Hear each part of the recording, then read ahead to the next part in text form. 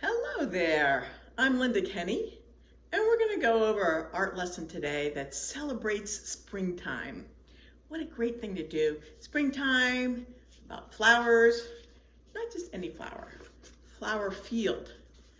Our art project today is going to talk about one-point perspective that you might find in a flower field, specifically a tulip field. And you can travel to Holland to see it, or you can see it right here in Northern California, in Washington State, or Oregon State.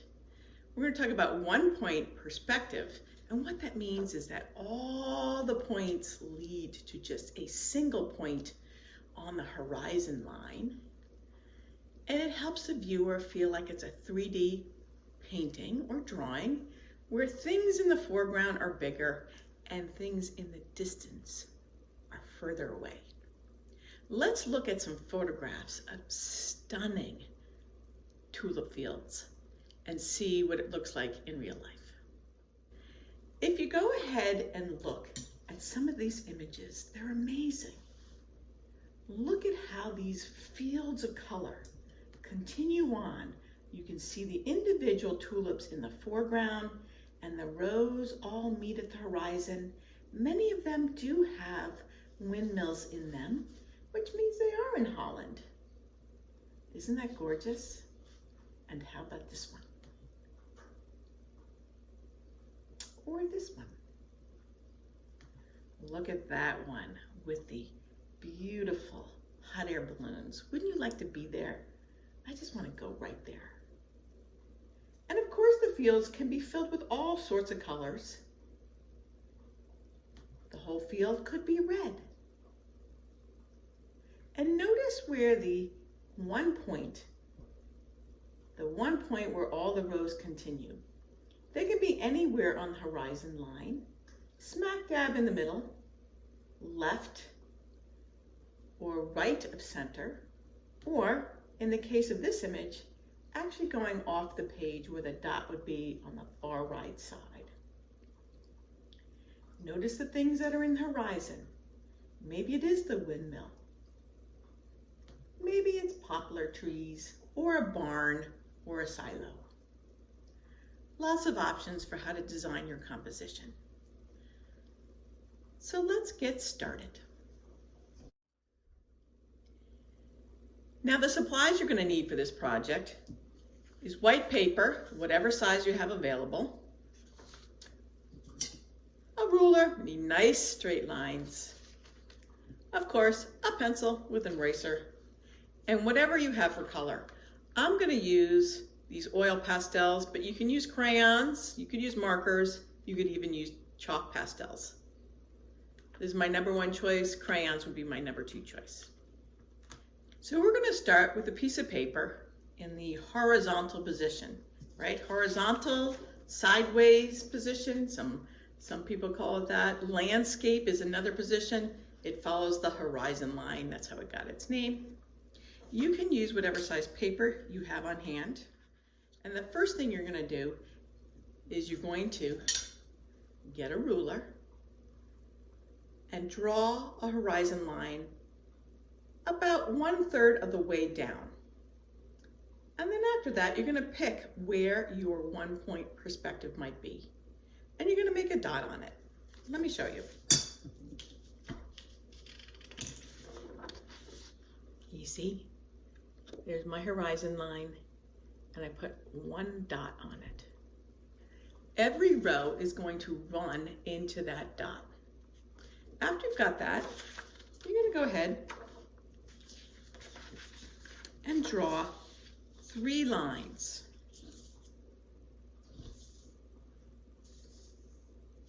Meeting that dot. So there's my dot, slightly off of center, and I'm going to draw 3 lines. And if you look closely, the first 2 are very narrow. They're very close together. And the third one is wider. This is going to be the space where the color is going to go, where the flowers are growing. And this will be the space where you'll be able to see the green leaves in between. So go ahead and draw the 3 lines. Feel free to pause at any point. After you've got the 3, can you guess where the 4th is going to be? The 4th would look like this. 1, 2, as we've done before, number 3, and number 4 will go right next to it. So now we start to see, here's our flower field.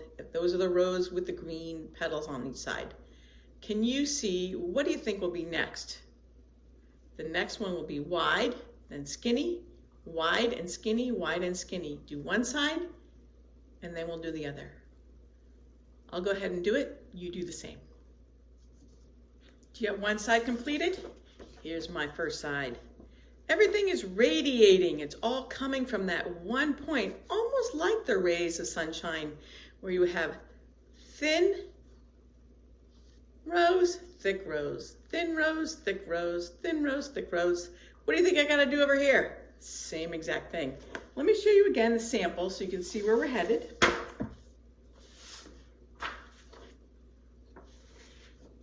There's my center point, my one point, and everything is radiating off of that. I'm gonna finish the other half. You do the same. How did you do? Is everything facing that one point? I like this fun shape right here. Look at how the corner is filled in with the wide color. I already started with my favorite color, red, but of course you can choose any color you want. The whole field could be one type of tulip, or you do varieties of colors. So you can see the wide band is always going to be your most colorful, and then on either side those narrow bands are green, because that's where the leaves would be on the side. Let me show you this image. If you look at this, you can see how the leaves are popping up, and you can see them all here, and you might see the sand field where the farmer would walk. We're not going to do the brown portion. We're just going to focus on this, but look at all these green bands as you go back, almost disappearing in the horizon in this angle. So that's what we're going to do. When you choose your green, I would recommend you choose a darker green, not a bright yellowish spring green as they call it, a new green. The tulip leaves tend to be darker. So if you have a choice of which green to use, go ahead and use a darker one. So continue filling out your color. I'm going to do the same. I'm going to fill in the whole field with lots of color. See you in a second. How's it going? I'm just checking in. See how I'm filling my rows in? Some things to think about. I would recommend that you go and color in your colorful field rows first, and then go back and add the green every other. This green is very dark, so it's easy to pick up some of the green someplace else. If you look real carefully, you can see I've got some green in with my golden color here, and yellow picks up green too. It's not bad. In fact, when I created the sample, I went back and purposely added some green in mine because it made it look more real, like the leaves were coming through. So it's fine if you pick up some other color. And of course, go real slow when you get to the point, especially when you're talking about a color pastel, because they're rounded and you got to go super slow, and do your best to meet the line where the green is going to intersect. But if it overlaps a little bit, it's just fine. Also, don't forget to put a piece of paper underneath, just a scrap piece of paper underneath. That way you can go super fast when you get to the edge, and you don't have to worry about getting anything on the countertop. So go ahead and fill everything else in, and then we're going to work on what goes behind the horizon line. I'm checking in on how your coloring went. Some things to think about color. I also want to mention that the last row before the horizon is where the color is going to show. Can you see that there's no green along the horizon at all? So those bands would be solid color of brilliant flowers. And then go and make sure that you've got it nice and rich, that you've gone and colored in so you can barely see any white. And then next we're going to work on the items that rest on the horizon. Remember, the horizon is the line that goes sideways. And there are maybe buildings or trees, you get to decide. And if your setting is taking place in Holland, which is so famous for its tulips, you definitely would have a windmill in there. Let me show you how the windmill's made. First, you start off with a slight trapezoid. So it's not exactly parallel lines, but it's not exactly a triangle with a cone on the top, with a semicircle. And after you have the building, then you're going to add the paddles, the windmill itself. These rotate around, and it's designed to move the water through the canal so that the field can be watered. So the wind is what's carrying the water. It's creating the energy to push the water through the canals. You can see here, I only have 3 blades because when I go to color it in, you wouldn't see this one blade here. So it depends upon where your paddles are going, but pretty much it's a straight line with a rectangle, a small rectangle on each end. Here's my pencil version. And this one I have 4 on there so you can see them from behind. Now each one of these structures is a silhouette. I'll put the description of what a silhouette is in the video, but primarily it is solid color with a light background because the light is coming from behind. So you can't see any of the features in the front. You won't see the windows or the doors. All you're going to see is the outside of each of these shapes. Let me show you the example again so you know what I mean. So each one of these structures, whether it's trees, mountains, the barn, is silhouetted by the sun that's behind it. So the sky is going to be lighter and the buildings are going to be darker. You could do your buildings black or dark blue is what I recommend. And then the sky will be lighter. So as you can see here, only 3 paddles showing through on the windmill because the 4th one would be where the body of the windmill is. So go ahead and make your windmill shape. Then I can show you some shapes of other buildings. This is how you construct the silo for the barn, almost like the windmill, except it doesn't have any paddles. And the silo is always larger than the building or the barn that goes next to it. I like doing my roof a little off-center instead of the classic A-frame. It just makes it look a little bit more interesting. So you're going to do these shapes and then you're going to color it in solid color to create that silhouette like the sun is shining from behind it. Other shapes you can make.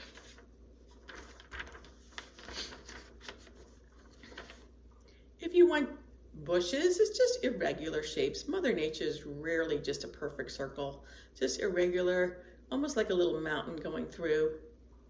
This would be your pine tree. It's like a irregularly shaped triangle. Here is the deciduous tree, the 4-season tree, and usually the branches are in the shape of a Y. And then lastly, you have the poplar tree. And the poplar tree is what you would commonly see in the fields of Holland. They're long and narrow and kind of come up more like a cone shape. But if you look super carefully, in this case, look at how small those buildings are.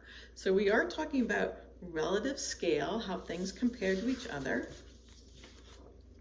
Look at mine, you can see that the windmill is taller than many of the trees and the bushes, and the silo is taller than the house or the barn. So go ahead and create your shapes and then fill them in with one of those 2 colors, either black or dark blue, and we'll come back and talk about the sky. That'll be the last step. How did your silhouettes turn out? This is what mine looks like. So you can see all the silhouettes are that one color, either that dark blue or the black, because you wouldn't see any of the actual color in a silhouette. It's just the outline that you see, and then it becomes solid color because of that backlighting. And then you can choose to put your elements, the trees, the buildings, wherever you want. I personally like to have my windmill in a different location than the one point that we focused on. It just makes the composition look a little bit more interesting. Here was my other one that I had done, so I made sure that I had my windmill not directly over the point, but off center to that. So 2 different horizon lines. Can you guess what the last step is? We've got to create the clouds in the sky, right? Well, the clouds are just going to be the white paper, so we will not be coloring in white. And we're just going to draw some light lines. Can you see them? And my clouds are horizontal, wispy cirrus clouds. I think they're easier to do and they look a little bit more realistic than the puffy cumulus clouds that are a little harder to draw. So I've got the outline of my cirrus clouds, and then all I'm going to do is I'm just going to color in the light blue to meet those lines until everything else is colored in light blue. So it winds up looking like this. You get to decide how many clouds you want. Maybe you don't want any clouds at all. That's fine. You're the artist. You get to choose. So let me go ahead and do that, and I'll show you my finished artwork. How's it going? Is it coming together for you? I hope this wasn't frustrating for you, especially when you're using a dull like oil pastel or crayon. Sometimes it's super hard to get in those little spaces, those nooks and crannies.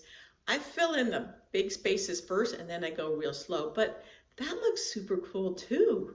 So don't feel like you have to come right to the edge. That'd be fine. Remember, it's art, it's supposed to be fun. It's your own interpretation of this art project. So here's our art project, 1-point perspective of the Holland tulip fields. I hope you enjoyed it. I'll go ahead and include some examples of what some other students have done, including an adult's version that's done in the vertical position instead of the horizontal position, but same exact steps, and it's kind of cool. So I hope you're all doing well in these challenging times. Please make sure to share your love with your family, and these times especially, we all need it. Enjoy your drawing. I'm Linda Kenney. Have a great day.